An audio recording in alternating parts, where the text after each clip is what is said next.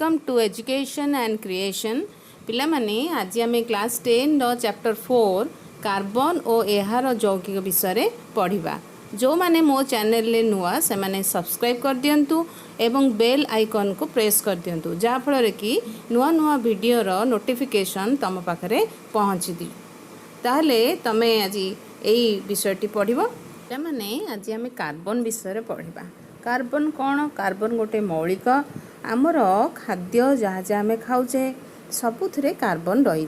कहीं जदि आम खाद्य को जाली दौचे बा जली जाऊँगी ताले से कला अंगार भाया हो जाऊँ आम जानले ये कार्बन रु तैयारी होती। आम वस्त्र पाखक जावा वस्त्र देख जिते प्रकार वस्त्र कपा सिल्क उल जहाँ को भी आम पोड़ी दौचे सी अंगार भली कला हो जाने सी कार्बन रु तैयारी होती। आम जो औषध व्यवहार करचे कि बही व्यवहार करचे कि काठर विभिन्न जिनस व्यवहार करचे सबू जिनस आमर प्राय कार्बन रु तैयारी होता है। देख केते गुड़े हूँ ऑर्गेनिक बा केते जीवंत जीवरु आसी आउ केते गुड़िए आमर निर्जीव पदार्थ रु आसी। सेमिति आमर विभिन्न प्रकार भूपृष्ठ रे मध्य कार्बन कंपोनेंट मिलता है। जमती आमर कार्बोनेट एग्जाम्पल नवा सोडियम कार्बोनेट सेमती हाइड्रोजेन कार्बोनेट आकार रे मध्य पोटासियम हाइड्रोजेन कार्बोनेट नले सोडियम हाइड्रोजेन कार्बोनेट यही विभिन्न प्रकार देख यहाँ हूँ आमर सोडियम हाइड्रोजेन कार्बोनेट एसबू आमर प्रकृति रे बा भूपृष्ठ रे मिली थाए। सेमिति कोयला हूँ आमर खनि रु मिली थाए। कोयला पूरा कार्बन रु तैयारी होता है। ये पूरा कला देखा को ब्लैक डायमंड बोली कहा जाए। सेमती पेट्रोलियम तेल जोटा बहुत वर्ष तले माटी तले जीवजंतु माने पोती हुई तांको देहरु बाहरी सी मध्य से कार्बन रे तैयारी हेची।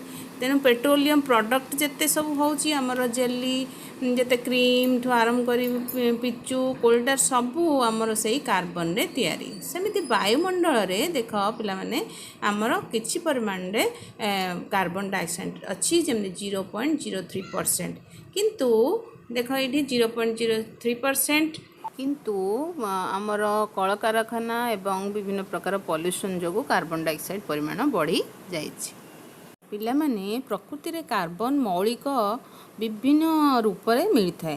विभिन्न रूप गुड़िक रासायनिक प्रकृति सामान हेले मध्य भौतिक प्रकृति पृथक अटे। ये देख तमें फुलरिन गोटे प्रकार तापर ग्राफाइट गोटे प्रकार ग्राफाइट रु पेंसिल तैयारी होची। सेमिति हीरा मध्य आ गोटे प्रकार ये सब होची कार्बन भिन्न भिन्न रूप। देख ग्राफाइट रे प्रत्येक कार्बन परमाणु अन्य तीनोटी कार्बन परमाणु सहित एक समतल रे बंध गठन करिथाए एवं एक षडभुजीय विन्यास देइथाए। एही बंध गुड़िक मध्यरु गोटे द्विबंध मध्य थाए। षडभुजीय विन्यास गुड़िक गोटे स्तर उपरे आ गोटे स्तर एहिपरि अनेक स्तर रहिबा द्वारा ग्राफाइट संरचना सृष्टि हुए। किंतु प्रत्येक कार्बन परमाणु अन्य चारोटी कार्बन परमाणु सहित संयुक्त होई एक दृढ़ त्रिविमीय संरचना गठन करे। तेणु एठी कार्बन रो एका पदार्थ होइतिले मध्य सेमानकर संरचना रे भिन्नता देखा जाए। कार्बन रो इलेक्ट्रॉन सज्जा केमिति हेचे हमें आस देखिबा। देख कार्बन रे मझिरे 6टी प्रोटॉन 6टी न्यूट्रॉन आउ तार चारिपटे 6टी इलेक्ट्रॉन सज्जा हेची। तेणु एठी भितरे आमर 6टी पॉजिटिव चार्ज युक्त प्रोटॉन एवं न्यूट्रॉन विदाउट चार्ज रे अछि एवं बाहर पटे 6टी इलेक्ट्रॉन बुलुछि। प्रथम सेल ले 2टी द्वितीय सेल ले 4टी। पिला माने कार्बन रो 4टी इलेक्ट्रॉन बाह्यतम कक्ष रोची। तेणु निष्क्रिय गैस रो संरचना लाभ करिया पई ताको आइदर 4टी इलेक्ट्रॉन दबाक पड़िबो नले 4टी इलेक्ट्रॉन नबाक पड़िबो। जदि से 4टी इलेक्ट्रॉन देई दउची ताहले काटन सृष्टि करबा को 4टी इलेक्ट्रॉन त्याग करंता तर न्यूक्लियस रो 4टी इलेक्ट्रॉन अपसारण करिया पई बहुत अधिक शक्ति आवश्यक होई थाए। सेमिति जदि 4टी इलेक्ट्रॉन से नहीं जाउची ताहले तार 10टी इलेक्ट्रॉन हो जाउची। 6टी प्रोटॉन न्यूक्लियस पई 10टी इलेक्ट्रॉन आयत रखिबा कष्टकर होई थाए। कार्बन कौन करे ना संयोजक इलेक्ट्रॉन गुड़िक कार्बन परमाणु सह किंबा अन्य मौलिकर परमाणु सह सहभाजन करी यही समस्या को समाधान करि थाए। तेणु से देख ये मिथेन चारोटी हाइड्रोजेन सहित से सहसंयोज्य बंध करछि बा शेयरिंग करिछि जाफल कि से गोटे नुआ यौगिक सृष्टि करिछि। सेमती मिथेन इथेन ये सबू से बंध सहसंयोज्य बंध करिकी गठन करिथाए। सेमिति आहुरी कार्बन डाइऑक्साइड सहित कार्बन सहित दीटा ऑक्सीजन मिसिकी मध्य सहसंयोज्य बंध गठन करिथाए। तेणु आहुरी बहुत गुड़े से भली यौगिक अच्छी जहाँफल कि से सहसंयोज्य बंध करछि। देख मिथेन रे CH4 केमती बंध गठन करिछि। आ गोटे एग्जांपल आम नबा सेमती कार्बन डाइऑक्साइड देख कार्बन सहित दीटा ऑक्सीजन आटम मिसिकी बंध गठन करिसेंती। सेमती आहुरी बहुत गुड़े एग्जांपल आम नहीं परिबा कार्बन डाइऑक्साइड मिथेन आमोनिया जल एसबू समस्ते सहसंयोज्य बंध गठन करी बा शेयरिंग करिकी इलेक्ट्रॉन दीटा परस्पर शेयर करछन से गोटे देछि गोटे देकी गोटे बंध गठन करिसेंती। सेइथिरु सेमाने जो यौगिक सृष्टि करछंती ताकू सहसंयोज्य बंध यौगिक बोली कुहा जाय। एही सहसंयोज्य बंध जोगु अणुर अभ्यंतर शक्त बंध रही देखा जाए किंतु आंतः अणुक बा इंटरमोलिकुलर बल बहुत कम थाए। ए कारणरू यौगिक गुड़िकर गलनांक एवं स्फुटनांक बहुत कम होता है। देख ये चित्र देखा केमती तार विभिन्न प्रकार गलनांक स्फुटनांक दिखाई एसिटिक एसिड्र केते गलनांक स्फुटनांक क्लोरोफॉर्म केते इथानल केते मिथेन केते। यौगिक गुड़िक मुख्यतः विद्युत को परिवाही कारण एमाने चार्जयुक्त कणिका प्रस्तुत करि पारंती नाही। इलेक्ट्रॉन शेयरिंग करिक से माने बंध गठन करिथिबारु से माने चार्जयुक्त कणिका करि पारंती नाही एवं तांकर गलनांक स्फुटनांक बहुत कम हेई थाए। माने आमे एबे पढ़िबा कार्बन रो सर्वगुणधारी प्रकृति कौन तार गोटे निर्दिष्ट गुण अच्छी गोटे हूँ कार्टिनेशन आ गोटे हूँ चतुसंयोजी।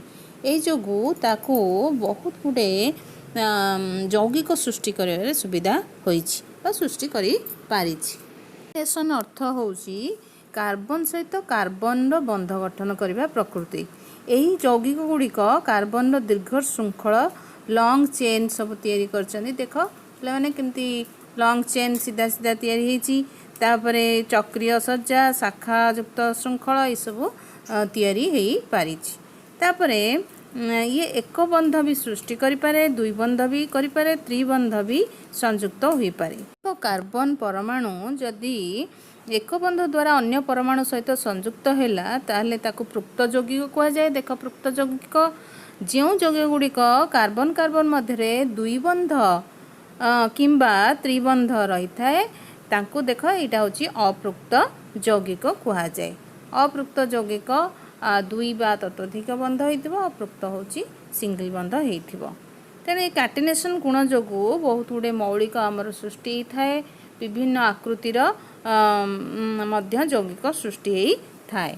तापरे आमे देखिबा कार्बन रो चारि जोर्यता जोगु देख एठी से ऑक्सीजन सहित मध्य बंध सृष्टि करछि एठी हाइड्रोजन सहित करिछि एठी ऑक्सीजन सहित मध्य चतुसंयोज्य बंध स्थापन करिछि। देख पिला माने डबल बॉन्ड करछि मझिरे कार्बन दीपटे ऑक्सीजन ऑक्सीजन रो दुई दुईटा इलेक्ट्रॉन यार दुई दुईटा इलेक्ट्रॉन सहित डबल बॉन्ड करिछि। सेमती फ्लोरीन सहित टेट्रा फ्लोरीन मध्य चतुर्बंध सृष्टि करिछि बा चतुसंयोज्यता गुण जोगु ए बंध सृष्टि हेई पारिछि। तापर सेमती क्लोरीन सहित मध्य से चारोटी बंध करिछि एटा मध्य चतुसंयोज्यता गुण जोगु। तेणु परमाणु सहभागिता गुण जोगु जुगल गुड़े शक्त भाव धरी रखापी न्यूक्लियस को समर्थक करि थाए जहाँफल कि बॉन्ड गुड़िक बहुत स्ट्रांग होता है। आम कार्बन केते गुड़े पृक्त यौगिकर संकेत संरचना देखा।